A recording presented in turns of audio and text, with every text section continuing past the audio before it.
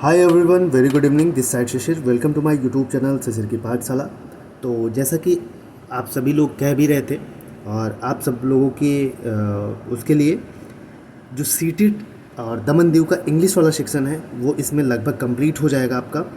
तो आज हमारा ये इंग्लिश का पहला वीडियो है जिसमें हम इंग्लिश के पूरे टॉपिक कवर करेंगे जहाँ से क्वेश्चन मोस्टली पूछे जाते हैं सीटेड में, और वीडियो को पूरा देखिएगा और यहाँ से आपको बहुत सारी चीज़ें एग्ज़ाम में देखने को भी मिलेंगी। तो चलिए स्टार्ट करते हैं आज का ये वीडियो। और बाकी हमारी सीटेट की सीडीपी की ईवीएस की क्लासेस चली रही हैं, जिन्होंने भी नहीं देखा वो जाके ज़रूर देख लें। पुराने वीडियोस मैंने प्लेलिस्ट बना दी है, सीटेट के लिए अलग, दमन दीव पीआरटी के लिए अलग। ठीक है, तो चलिए स्टार्ट करते हैं कंप्लीट इंग्लिश। ठीक है, पेडागॉजी। तो पहले ये इंग्लिश पेडागॉजी है, ठीक है, जहाँ से 15 नंबर के क्वेश्चन आपसे पूछे जाएंगे, तो इसको हम कवर करेंगे। तो चलिए स्टार्ट करते हैं। पहले लैंग्वेज, हिंदी में इसको कहते हैं भाषा। तो लैंग्वेज क्या है, अगर आपके दिमाग में आ रहा होगा कि लैंग्वेज क्या है, तो language is a medium through which one can express once feeling, thoughts and ideas. तो लैंग्वेज क्या है? लैंग्वेज एक मीडियम है, लैंग्वेज एक माध्यम है जिसके थ्रू हम अपने आइडियाज़ को, अपने थिंकिंग को, अपने थॉट्स को, अपने फीलिंग्स को एक दूसरे से एक्सप्रेस कर सकते हैं, एक दूसरे से शेयर कर सकते हैं। तो यह क्या है? इसको हम कहते हैं लैंग्वेज। अब जैसे एग्जांपल के माध्यम से मैं आपको समझाता हूँ, अच्छे से सुनिएगा। If I want to express या I want to say something with you, तो इसके लिए मुझे क्या करना पड़ेगा? भाई आप लोग मुझे देख रहे हो वीडियो, आप लोग मेरा वीडियो देख रहे हो और मैं आप लोगों को जो मेरा कॉन्सेप्ट है मैं आपको समझा रहा हूँ। तो बिना आपके मैं अकेले तो नहीं समझा सकता। तो जो लैंग्वेज, भाषा के लिए टू वे कम्युनिकेशन बहुत ज़रूरी है, मतलब। ठीक है, तो लैंग्वेज क्या है कि लैंग्वेज इज़ अ मीडियम है, एक लैंग्वेज मीडियम है जिसके थ्रू हम अपने आइडियाज़ को, अपने थॉट्स को, अपनी फीलिंग्स को एक दूसरे के सामने एक्सप्रेस करते हैं। ठीक है, एक दूसरे के सामने प्रस्तुत करते हैं। कोई बात कहनी होती है तो हम बिना भाषा के नहीं कह सकते भाई। ठीक, ये चीज़ हो गई। अब चलिए आगे चलते हैं। कैरेक्टरिस्टिक्स ऑफ लैंग्वेज, लैंग्वेज की कैरेक्टरिस्टिक्स क्या क्या है आपको समझ में आएगा अच्छे से।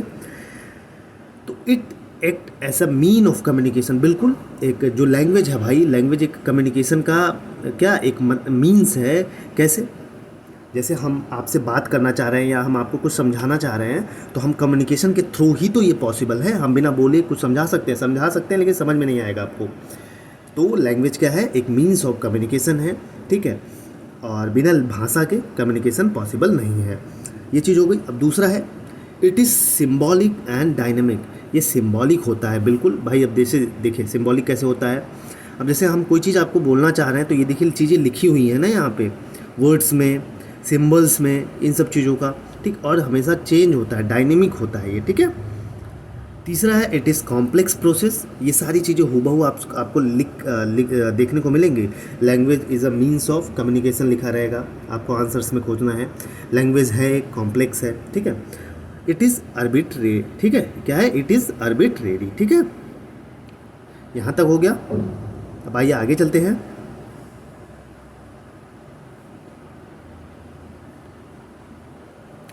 अब यहाँ से बहुत क्वेश्चन पूछे जाते हैं, English as a second language. ठीक है, हमारी जो इंग्लिश है इसको सेकेंड लैंग्वेज बोलते हैं। कैसे? तो इसमें हुआ क्या कि एनसीएफ 2005 में इसको क्या कहा गया? इंग्लिश को ग्लोबल लैंग्वेज कहा गया। ठीक है, और कॉन्स्टिट्यूशन में हमारे एसोसिएट ऑफिशियल लैंग्वेज कहा गया। यहाँ से बहुत क्वेश्चन पूछता है, कन्फ्यूज हो जाते हैं लोग। ठीक है, तो एनसीएफ के द्वारा 2005 के द्वारा इसको ग्लोबल लैंग्वेज कहा गया और हमारे संविधान के द्वारा इसको एसोसिएट ऑफिशियल लैंग्वेज कहा गया। ओएलए 1963 ऑफिशियल लैंग्वेज एक्ट के थ्रू इसको क्या कहा गया? तो इसको फर्स्ट लैंग्वेज बोला गया। फर्स्ट ऑफिशियल लैंग्वेज हिंदी बोला गया और सेकंड ऑफिशियल लैंग्वेज इंग्लिश को बोला गया। यहाँ से क्वेश्चन आपको मिलेगा, मैं बार बार कह रहा हूँ, यहाँ से क्वेश्चन मिलेगा। ठीक है, तो ओएलए है। ठीक है, ऑफिशियल लैंग्वेज एक्ट के 1963 के थ्रू एक किसको, हिंदी को पहला ऑफिशियल लैंग्वेज बोला गया और इंग्लिश को सेकंड ऑफिशियल लैंग्वेज बोला गया। ठीक है, यहाँ तक क्लियर हुआ। अब आइए एनसीएफ 2005 क्या कहता है? तो English is a multilingual country is global language. ठीक है, जो इंग्लिश है ये मल्टीलिंगुअल कंट्री के लिए ग्लोबल लैंग्वेज है। ठीक है, तो इंग्लिश कैसा है? एनसीएफ 2005 के अनुसार पूछे तो ग्लोबल लैंग्वेज है। ठीक है, आपको यही टिक करना है। अब लैंग्वेज एक्विजिशन, आइए लैंग्वेज एक्विजिशन क्या होता है इसको देखते हैं। When language is learned naturally without any systematic practice then it is called acquisition.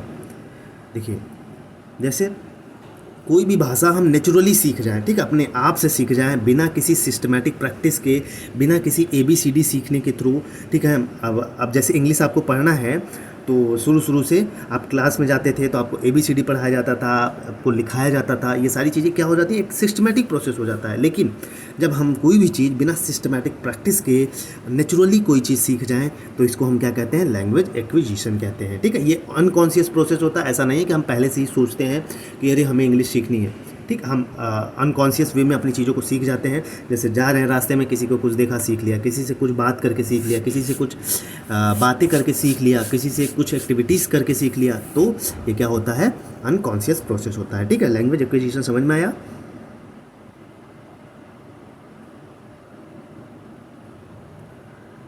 अब आगे चलते हैं, लैंग्वेज एक्विजिशन के बारे में कुछ और चीज़ें लिखी हैं। It refers to the process of learning a native or second language because of the innate capacity of human brain। देखिए, इसमें होता क्या है कि ये इसको हम कहते हैं कि भाई एक प्रोसेस ऑफ लर्निंग है नेटिव लैंग्वेज में हमारे, ठीक है, मतलब सेकेंड लैंग्वेज इसको हम कहते हैं। कि देखिए, अब जैसे हम कोई चीज़ नेचुरली सीख रहे हैं तो ये मोस्टली हम अपने सेकेंड लैंग्वेज में सीखते हैं, अपने नेटिव, अपने आसपास के लोगों से, जो हमारे कल्चर, जो हमारे गांव का जो लैंग्वेज है, जो आपके एरिया का लैंग्वेज है, जो भी भाषा है आपका, जो भी आपके सिटी की, तो ये नेटिव लैंग्वेज में हम सीखते हैं, ठीक है, क्योंकि ये हमारी जन्मजात कैपेसिटी होती है, ठीक है। ह्यूमन ब्रेन की एक जन्मजात कैपेसिटी होती है, इनेट कैपेसिटी ऑफ ह्यूमन ब्रेन होता है। अब आगे चलते हैं। Learners acquire a language when it is used in natural environment. तो इसमें होता क्या है कि भैया जो लर्नर्स होता है वो लैंग्वेज एक्वायर करता है जब ये नेचुरल एनवायरनमेंट में, ठीक है, एक प्राकृतिक एनवायरनमेंट में खुद ब खुद वो चीज़ों को सीख जाता है, ठीक है, इसमें नेचुरल एनवायरनमेंट में। Second language acquisitions become more effective when it is practised in familiar situations. देखिए, जो सेकेंड लैंग्वेज हमारा है, सेकेंड लैंग्वेज एक्विजिशन है, ये इफेक्टिव कब हो जाता है, जब हम इसको प्रैक्टिस करते हैं एक फैमिलियर सिचुएशंस में, ठीक है। फैमिलियर सिचुएशंस का मतलब ये है कि जैसे हम कोई किसी चीज़ से अवेयर हैं, किसी चीज़ को पहले से ही जान रहे हैं, फैमिलियर हैं। अब जैसे हम अपने गांव की भाषा करें या अपने जो आपके सिटी की लैंग्वेज है उससे आप पहले से ही फैमिलियर हो, तो अगर इस सिचुएशन में आप प्रैक्टिस करते हैं तो ये मोर इफेक्टिव हो जाता है। अगर वही चीज़ किसी अननोन लैंग्वेज के आपके सामने प्रेजेंट कर दिया जाए तो आप उस चीज़ों को अच्छे से नहीं समझ पाते हो या अच्छी चीज़ों से वो इफेक्टिव ज़्यादा नहीं हो पाता, ठीक है। अब इसी के लैंग्वेज के बारे में ही दिया था भैया, नॉम चॉम्स्की का एक कॉन्सेप्ट था, यहाँ से खूब क्वेश्चन पूछा जाता है नॉम चॉम्स्की से, ठीक है। The father of modern linguistic, अगर क्वेश्चन पूछे who is the father of modern linguistic, तो किसको कहेंगे, नॉम चॉम्स्की को कहेंगे, ठीक है। अब लैड क्या है, यहीं से खूब क्वेश्चन पूछा जाता है, ठीक है। लैंग्वेज एक्विजिशन डिवाइस है, तो ये डेवलप किया गया था भैया नॉम चॉम्स्की के द्वारा, लैंग्वेज एक्विजिशन डिवाइस, जिसको हम LAD या लैड बोलते हैं, ठीक है। ये होता क्या है कि 5 ईयर्स एज तक बहुत एक्टिव रहता है। जो लैड है, लैंग्वेज एक्विजिशन डिवाइस, ये बहुत एक्टिव रहता है। इसी पीरियड को हम क्रिटिकल पीरियड भी कहते हैं, ठीक है। अब यूनिवर्सल ग्रामर, ठीक है, इसके बारे में देखते हैं। तो जनरेट ग्रामर रूल्स, जो यूनिवर्सल ग्रामर है भैया, ये क्या करता है, ग्रामर रूल्स को जनरेट करता है। बच्चा अपने आप चीज़ों को लैंग्वेज में सेट ऑफ रूल्स बना लेता है। तो ये जो नॉम चॉम्स्की के द्वारा दिया गया था भैया लैंग्वेज एक्विजिशन डिवाइस, इसमें होता क्या है कि बच्चा अपने आप चीज़ों को लैंग्वेज के सेट ऑफ रूल्स बना लेता है, ठीक है। जैसे अब हम कोई चीज़ सीख रहे हैं, कोई चीज़, उसका एक प्रोसेस होता है, active voice, passive wise, adjective, noun पढ़ रहे हैं, तब जाके हम एक सीरियल वाइज में चीज़ों को सीखते हैं, तब जाके हम कहीं इंग्लिश के प्रैक्टिस कर पाते हैं, चीज़ों को यूज कर पाते हैं, चीज़ों को सॉल्व कर पाते हैं। तो एक सेट ऑफ रूल्स बना लेता है पहले से ही, ठीक है। जन्मजात होता है तो इसलिए पहले से ही बना लेता है। इस UG की वजह से, या जिसको कहते हैं यूनिवर्सल ग्रामर कहते हैं हम, इस यूनिवर्सल ग्रामर की वजह से बहुत सारे रूल्स को सबकॉन्शियसली जनरेट कर लेते हैं, ठीक है। The basic postulate of UG is that, तो जो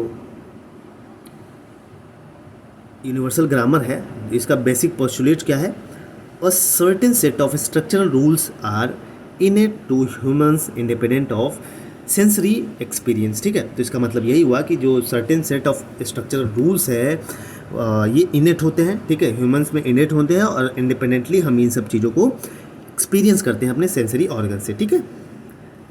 तो यहाँ पे हम लोगों ने लैंग्वेज क्या होता है, लैंग्वेज की कैरेक्टरिस्टिक्स क्या होती है, नॉम चॉम्स्की का जो कॉन्सेप्ट था लैड, इसको सीखा हम लोगों ने कि उन्होंने यही कहा कि भैया ये जन्मजात होती है, ठीक है, लैंग्वेज एक्विजिशन डिवाइस, और 5 साल तक बहुत एक्टिव रहता है। इसको हम क्रिटिकल पीरियड कहते हैं, और सेट ऑफ रूल्स बना लेता है बच्चा अपनी चीज़ों को, ठीक है, उसी के अकॉर्डिंग अपनी चीज़ों को एक्सप्रेस करता है। ठीक, तो ये सारी चीज़ें थी। कैसा लगा? छोटे छोटे वीडियो में हम चीज़ों को कवर करेंगे, कहाँ से क्वेश्चन पूछे जाते हैं, कैसे क्वेश्चन पूछे जाते हैं, इसको हम प्रीवियस ईयर के क्वेश्चंस के हिसाब से करेंगे। ठीक है, तो आज का ये पहला टॉपिक लैंग्वेज, इसको हम लोगों ने कर लिया है। फिर मिलेंगे अगले वीडियो में, हम लोग पढ़ेंगे लैंग्वेज एक्विजिशन। ठीक है, तो ऑल द बेस्ट, पढ़ते रहिए। कैसा लगा? वीडियो को लाइक शेयर सब्सक्राइब अपने ग्रुप तक कर दीजिएगा। जय हिंद जय भारत। और इसके नोट्स लेना हो तो आप 8853 सीटेट के कंप्लीट नोट्स हिंदी इंग्लिश में अवेलेबल हैं। 8853954496 पे इस पर मैसेज करके आप ले सकते हो। ठीक है, जय हिंद जय भारत।